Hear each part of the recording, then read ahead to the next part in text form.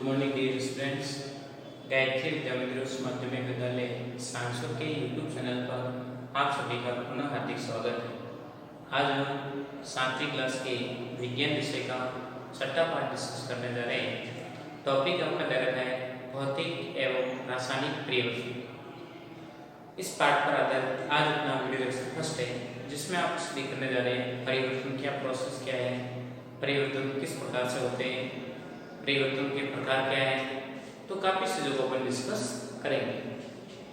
देखिए, बेसिकली परिवर्तन का मतलब क्या होता है। आप कहते हैं बदलाव या चेंजेस होना, तो मतलब क्या है, किसी चीज में अवस्था, रंग, रूप आदि में क्या होता है, परिवर्तन हो जाता है। देखिए, किसी पदार्थ या किसी वस्तु के मूल स्वरूप में बदलाव होकर अन्य रूप में बदलना ही क्या कहलाता है, परिवर्तन। जैसे जो मूल अवस्था में रखे, उस मूल अवस्था से चेंजेज होकर किसी कंडीशन या किसी स्थिति की वजह से मूल अवस्था किसी अन्य अवस्था में कन्वर्ट हो जाती है, वही क्या है, एक प्रकार का परिवर्तन, बदलाव। जैसे समय के अनुसार अपने में भी क्या होता है, बदलाव। समय के अनुसार अपना मतलब मूल अवस्था थी, अपने शिशु थे, छोटे बाल्यावस्था में थे, तब अपनी बाल्यावस्था में धीरे धीरे समय के अनुसार धीरे धीरे अपने में क्या हुआ, परिवर्तन हुआ, बदलाव हुआ। यही प्रकार का क्या परिवर्तन। खान पान में परिवर्तन, हर स्थान के स्थिति में परिवर्तन, कई प्रकार के परिवर्तन को आप स्टडी कर सकते हैं। बेसिकली अपन जानते हैं परिवर्तन का मतलब यही होता है कि वस्तु या पदार्थ के मूल स्वरूप से हटकर अन्य रूप में कन्वर्ट होने की प्रक्रिया क्या कहलाती है, परिवर्तन कहलाती है। दिमाग बात रहेगी, परिवर्तन किसे कहते हैं, तो परिवर्तन क्या है। तो ये आपको जनरल टॉपिक है, नॉर्मल सा प्रोसेस है, एकदम सिंपल बेस पर आधारित दे रखा भौतिक एवं रासायनिक परिवर्तन वाला पार्ट, एकदम इजीली पार्ट है। जैसे आपने पिछला 500 पार्ट देखा था हम लोग सारे लवण वाला, तो वैसे वैसे ये भी पार्ट केमिस्ट्री के दृष्टि से केमिकल पार्ट पर आधारित है, तो नॉर्मल सा टॉपिक है। तो देखिए, तो अपन देख रहे हैं परिवर्तन, बदलाव।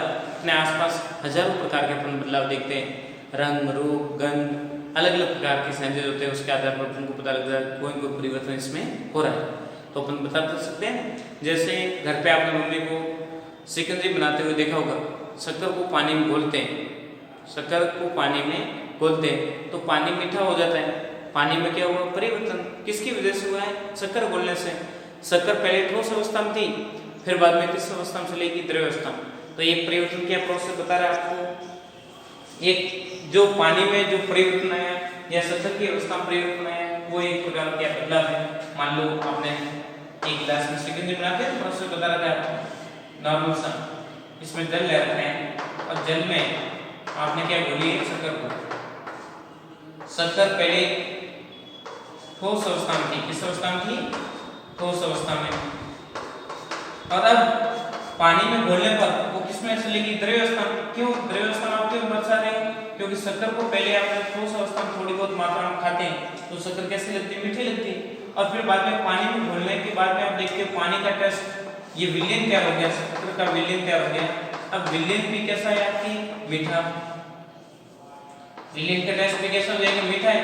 तो मीठा है, इसका मतलब अपन बता सकते हैं शक्कर पहले ठोस अवस्था में थी, द्रव अवस्था में क्या होगी, परिवर्तित होगी। अब आपको यहाँ पे वर्ड दिमाग में ये दौड़ता होगा कि विलयन क्या है, विलयन किसे कहते हैं, विलयन कैसे बनाया जाता है। तो अपन सिंपल सा प्रोसेस है। विलयन का मतलब होता है, देखिए विलयन का मतलब ये है कि विलयन दो वर्डों से मिलकर बना होता है, विलय प्लस विलय। इन दोनों को मिलने से विलयन के दो घटक होते हैं, विलय और विलय। जो जिसमें घोला जाता है, यहाँ पे आप देखते हैं शक्कर कम मात्रा में होती है, जिसको अपन घोल रहे हैं वो तो हो जाएगा आपका विलय। शक्कर यहाँ पे क्या है, विलय।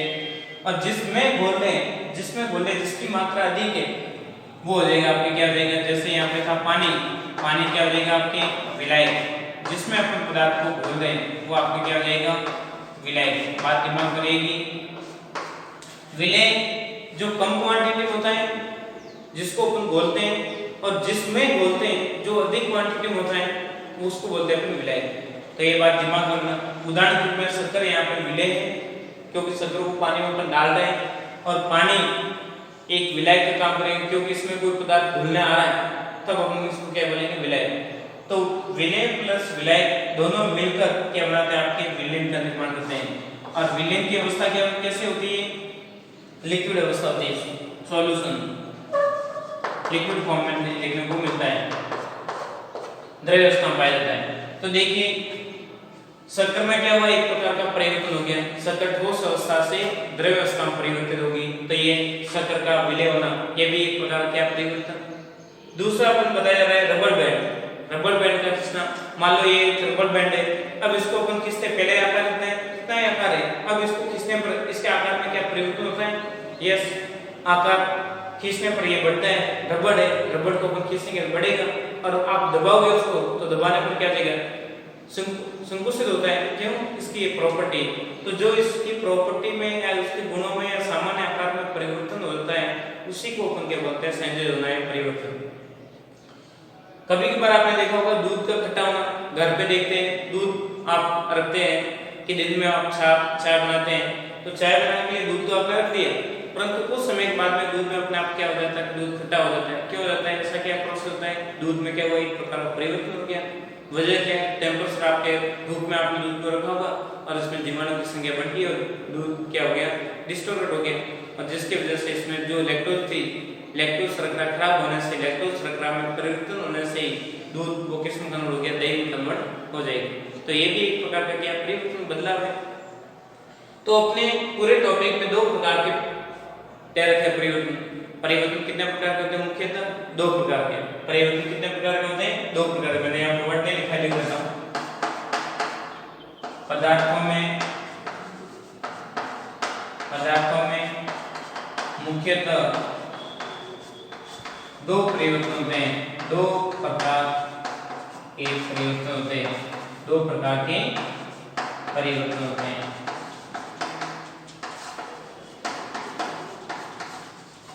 कौन कौन सा, एक तो भौतिक परिवर्तन और दूसरा रासायनिक परिवर्तन। दिमाग बात रहेगी, भौतिक परिवर्तन और दूसरा है आपके रासायनिक परिवर्तन।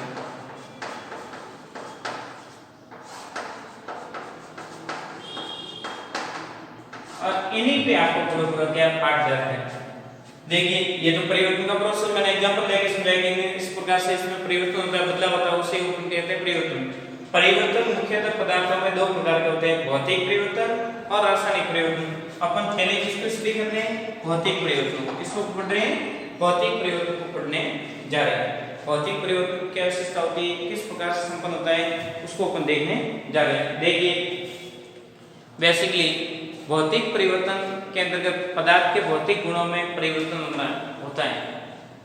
पदार्थ के भौतिक गुणों में परिवर्तन होना, जैसे अवस्था बदलना, रंग बदलना, रूप बदलना, गंध, आकार, आकृति, माप आदि में परिवर्तन होना, ये क्या कहलाएगा, आपके भौतिक परिवर्तन। पदार्थ के सामान्य भौतिक गुण जिसको अपन फिजिकल क्रिया के द्वारा एहसास कर सकते हैं, देख सकते हैं, छू सकते हैं, टेस्ट कर सकते हैं, वो सारे किसके अंतर्गत आ जाएंगे, भौतिक परिवर्तन के अंतर्गत। जो आप फिजिकल शारीरिक क्रियाओं के माध्यम से आइडेंटिफाई कर पाते हैं कि पदार्थ की क्या प्रॉपर्टी है, वो सारी प्रॉपर्टी किसके अंतर्गत आ जाती है, भौतिक परिवर्तन के अंतर्गत आ जाती है। भौतिक परिवर्तन एक उत्क्रमणीय प्रक्रम होता है। यहाँ पे वर्ड आ रहा है उत्क्रमणीय प्रक्रम होता है। उत्क्रमणीय होता है, कैसे होता है, क्या प्रोसेस, इसको मैं अभी समझाऊंगा। भौतिक परिवर्तन में नया पदार्थ नहीं बनता है, अर्थात पदार्थ का अणुसूत्र समान ही बना रहता है। पदार्थ का अणुसूत्र क्या रहेगा, उसी अवस्था में बना रहता है। तो इस प्रकार से अपन देखते हैं बेसिकली भौतिक परिवर्तन क्या है इसके सामान्य गुणधर्म आपके सामने पेश कर रखा है।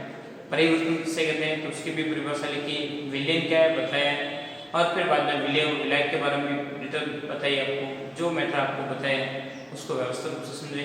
अब देखते हैं उत्क्रमणीय प्रक्रम क्या है और भौतिक परिवर्तन पर आधारित कुछ उदाहरण दे रखे हैं, उन उदाहरणों को अपन समझते हैं। देखिए तो पूरा मैटर आपके सामने जो रिप्रेजेंट कर रखा है उसका एक बार स्क्रीनशॉट ले लीजिए ताकि मैटर आपके सेव हो जाए। हो गया होगा आपका स्क्रीनशॉट। देखिए अब अपन आगे बढ़ रहे हैं, भौतिक परिवर्तन में उत्क्रमणीय वर्ड आया है उसको अपन समझाते हैं और इस बेस पर आधारित कुछ उदाहरणों को पेश करके मैटर को आगे बढ़ाते हैं। स्क्रीनशॉट हो गया आपका। लगभग हो गया होगा। देखिए आगे, देखिए भौतिक परिवर्तन एक उत्क्रमणीय प्रक्रम होता है। उत्क्रमणीय प्रक्रम को समझाने के लिए एक प्रकार का प्रोसेस आपको पूरा समझाए। उत्क्रमण प्रक्रम ऐसा प्रक्रम होता है जिसमें क्रियाकारक, यहाँ पर वर्ड आ रहा है क्रियाकारक। क्रियाकारक का मतलब क्या हुआ, जब दो या दो से अधिक पदार्थ लेते हैं और आपस में उनको क्या करवाते हैं, क्रिया करवाते हैं। जो क्रिया करवाने में काम आने वाले पदार्थ क्या कहलाते हैं, क्रियाकारक। क्रिया करवाने में काम आने वाले पदार्थ क्या कहलाते हैं, क्रियाकारक। दिमाग बात रहेगी। ऐसा प्रक्रम जिसमें क्रियाकारक क्रिया करके उत्पाद बनाते हैं तथा उत्पाद पुनः विशेष स्थिति में क्रियाकारक में बदल जाता है, उस प्रक्रम को अपन बोलते हैं उत्क्रमणीय प्रक्रम। तो ये कंडीशन दे रखी है कि उत्क्रमणीय प्रक्रम क्रियाकारक उत्पाद में, उत्पाद क्रियाकारक में विशेष स्थिति सहन करने पर यह प्रोसेस चलता रहता है। अर्थात अपन कह सकते हैं सक्रिय प्रक्रम के अकॉर्डिंग भाग दौड़ रहती, इधर का इधर जाना, वो साथ मैट्रिक्स में एक साथ ही संपन्न होता रहता है। उत्क्रमण प्रक्रम का संकेत हो जाएगा डबल तीर द्वारा इसको दर्शाते हैं, अर्थात ये दीर्घ में होता है, दीर्घ से घूमन करता है। ये प्रक्रम कैसा होता है, दीर्घ से। अग्र तथा पृथक दोनों तरफ की दिशा में अभिक्रिया संपन्न होती रहती है। दोनों तरफ अभिक्रिया क्या होती रहेगी, संपन्न होती हुई दिखाई। तो जो तीर आगे की तरफ दर्शा रहा है वो तो दर्शा अग्र अभिक्रिया, ये तीर क्या दर्शाएगा, अग्र अभिक्रिया।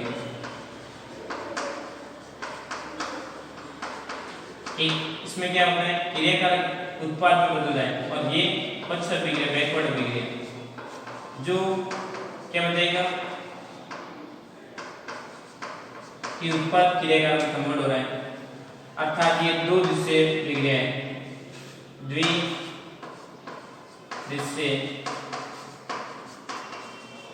अभिक्रिया होती है, इसमें उत्क्रमणीय प्रक्रम में देखने को मिलती है।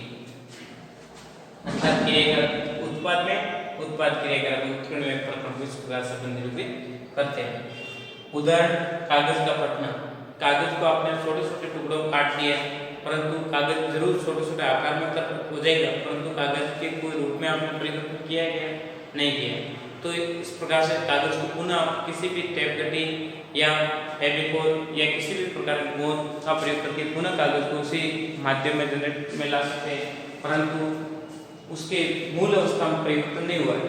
सामान्य तो उसके आकार या छोटे छोटे पार्टों में आपने डिवाइड किया है, परंतु उसका भौतिक परिवर्तन होने की वजह से वो अलग अलग डिवाइड हुआ है जरूर, परंतु उसके रासायनिक गुणधर्मों में कोई परिवर्तन नहीं। तो ये कागज का फटना भी किस प्रकार का उदाहरण है, भौतिक परिवर्तन। किसका, भौतिक परिवर्तन। दिमाग बात रहेगी। आगे आप देख रहे हैं बर्फ का पिघलना। बर्फ को पिघलते हैं तो क्या बनता है, आपके जल, और जल को उबालोगे तो क्या बन जाएगी, जलवाष्प। परंतु जल, बर्फ तथा जलवाष्प, इन तीनों में कोई परिवर्तन होता है क्या? जैसे आपने बर्फ ले रखा था, बर्फ का विस्तार क्या है, इसको आपने गर्म किया, गर्म करने का संकेत है, तो द्रव अवस्था में हो गया, जल बन गया H2O, और गर्म करते हैं आप तो क्या बन जाएगा, जलवाष्प। उसका भी सूत्र क्या होता है, H2O। तो इनके रासायनिक गुण सभी का अनुसूत्र क्या होता है, समान होता है। किसी भी प्रकार के रासायनिक सूत्र में बदलाव नहीं होता, अर्थात नया पदार्थ नहीं बनता है। इसमें विशेष अलग कंडीशन देते हैं, ठंडा करोगे जलवाष्प तो द्रव में आ जाएगी, और इसको आप ठंडा करोगे तो उसमें वापस बर्फ बन जाएगा। तो इस प्रकार का प्रोसेस इसमें देखने को मिलता है सेकंड टर्म में। तो पदार्थ अपनी ओनली फॉर अवस्था परिवर्तन से उसके रासायनिक गुणधर्म समान बदलते हैं। इस प्रकार के परिवर्तन को अपन भौतिक परिवर्तन के अंतर्गत अध्ययन करते हैं। मोमबत्ती का पिघलना, मोमबत्ती को आप जलाते हैं, जलाना एक प्रकार का रासायनिक परिवर्तन है, परंतु आप पिघलोगे, पिघल की मोमबत्ती तो वापस आप उसको क्या जनरेट नहीं कर सकते, बना सकते हैं।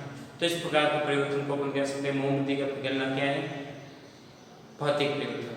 शौक से शौक पाउडर बनना, मान लो अपन लिख रहे शौक पाउडर बन गया, इस शौक पाउडर को आप पूर्ण को कलेक्ट करके पुनः भिगोगे और ठोस पदार्थ के रूप में कन्वर्ट करके शौक नहीं बना सकते, बना सकते हैं।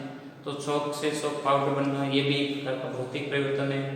पौधों का कटना, पौधों को आप शायद इतना कटिंग कर लो परंतु वो पौधे वापस पनप जाते हैं, तो उनमें भौतिक परिवर्तन हो रहा है, परंतु उसको आपने जला दिया तो उसमें क्या हो जाएगा, रासायनिक परिवर्तन हो जाएगा।